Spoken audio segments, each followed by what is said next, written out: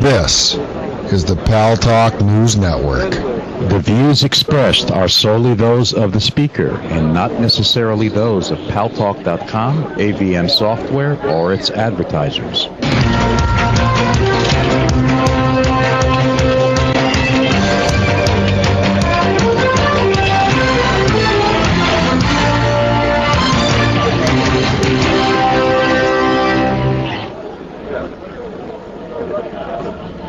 News Talk is online. News Talk Online is a production of paltalk.com, the largest multimedia interactive program on the internet with more than 4 million unique users on demand on iTunes and on YouTube and on Blip TV and on my blog, GaryBaumgarten.com, where you're encouraged to post your comments whether you agree with yours truly or not. No retribution. And thanks to our good friends at CRN Digital Talk Radio, we're syndicated to an additional 12 million households. I am your host, Gary Baumgarten. I welcome you to a very special edition of the show. We are live outside the Israeli consulate in Manhattan, where there is a demonstration just getting underway of protest against what happened on Sunday morning.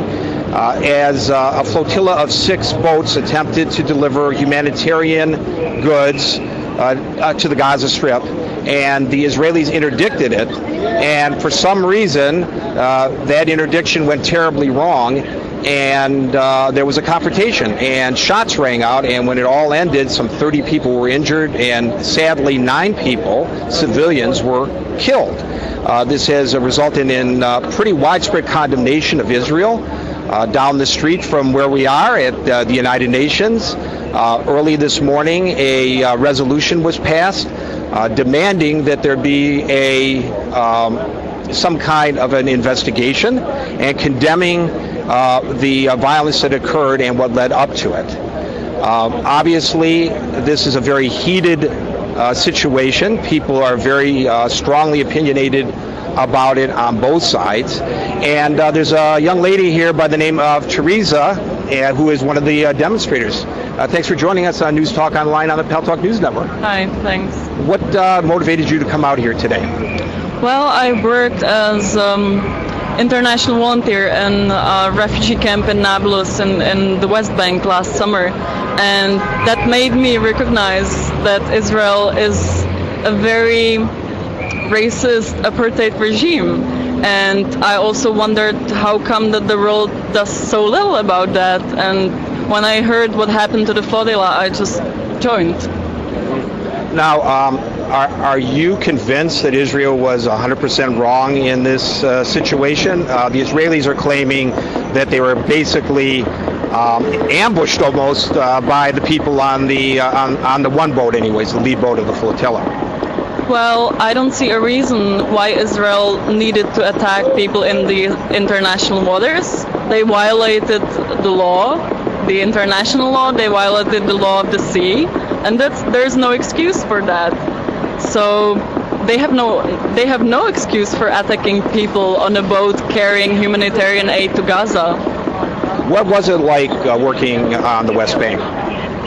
It was really sad because it made me feel that the people who are living there are completely forgotten by my government, by European governments, by American government, and it's a shame because Israel can do whatever. Like, it makes me feel that it's so sad that it had to be Europeans who probably died on that boat to make the world realize that Israel is doing something wrong, because if it was 20 Palestinians, we would call them terrorists and the problem would be solved, Well, are you then suggesting that the Israeli troops intended to open fire, or do you just think it was a result of circumstances that got out of control?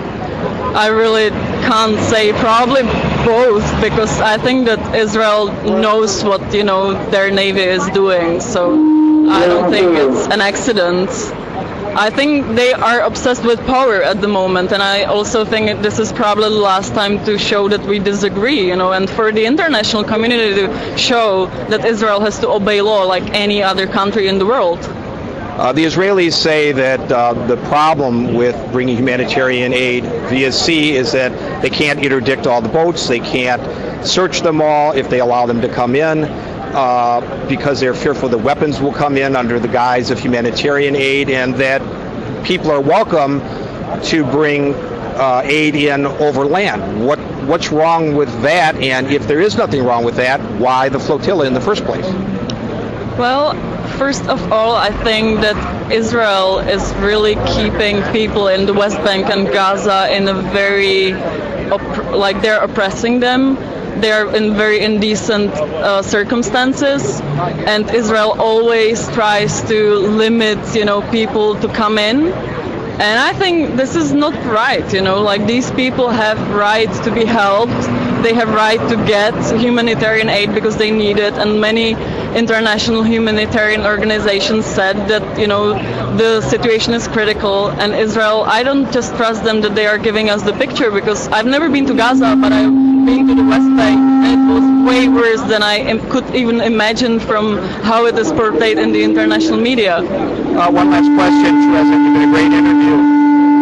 The people trying to get their speaker working haven't been so great. However, I apologize for that for those of you whose ears are being pierced by that noise there. But from your perspective, do you think that something good may come out of this situation? I really deeply hope so. And I really hope that the U.S. also will take a stand against, what Israel has done. Okay. Thank you, Teresa. Take care. So as you can see, we were very fortunate to interview somebody who was an aid worker in the West Bank to give her perspective on the situation there, which is good. We got somebody who has had some personal experience. There are a group of Orthodox Jews here who do not believe that the state of Israel has the right to exist. They are anti-Zionist Jews, and we're going to try to see if we can get one of them to come over and talk to us. And I hope you can hear us with all this noise going on. We hear you, Gary. We hear you. Okay, good. You're supposed to... Can you get him for me? Okay, thanks. Okay, the guy that's going to do the interview kind of walked away. Let's move a little way away from the speaker. And what was that other gentleman who said he wanted to be interviewed? So many people here. Hi, can I talk to you a minute? What's your name? Mustafa. And why are you here today, Mustafa? I mean, for the tragedy what happened last time, I mean, on Monday night, Saturday night. Sunday morning, right, Saturday night, Sunday morning. Yeah. In your mind, do you think that we should wait until there is some kind of an investigation to know exactly what happened there before passing judgment, or do you think that Israel should just be out of hand, condemned from what you can see? Well, it all depends on who's leading the investigation. I mean, if it is the Israelis, are leading the investigation, that's like investigating their own crime. I mean, it should be like more independent investigation, like independent. Like who? The United Nations, perhaps? Yeah, for sure. Now, the Israelis, as you know, are distrustful of any investigation that the United Nations might